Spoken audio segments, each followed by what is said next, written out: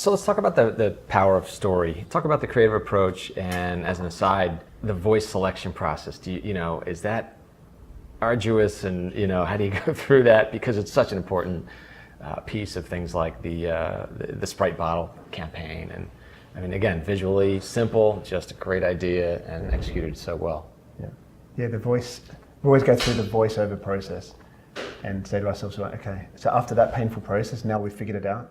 and then you go through it, and then you embark on another search for a voice, and you encounter a whole bunch of different problems. I don't think there's ever a right or wrong. I think that in the production process, ideas become special or not, and you have to kind of be at the mercy of whatever the idea is, and just try and be true to it. And it means the process is always going to be unique.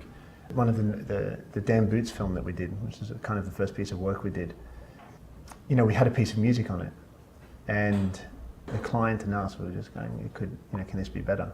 And ended up working with the composer, who were then at Amber Music, now Falling Your Sword, who actually put his own voice to it as just part of the seeing how it would go with the music. And it was just fantastic, and he ad-libbed, throughout the thing, and it made it special because it mirrored what was happening visually. Visually, there was this kind of, visual, like vomit, if you like, and he just came out.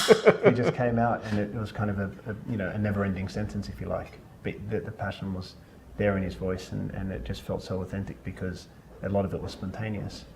And that it was used that scratch original vocal as the final. Yeah, there were a few adjustments on the way, but pretty much. And you've coined another phrase, visual vomit. I think that's great. One of the things that I think you've got to, that we try to remind ourselves of is, work with actors.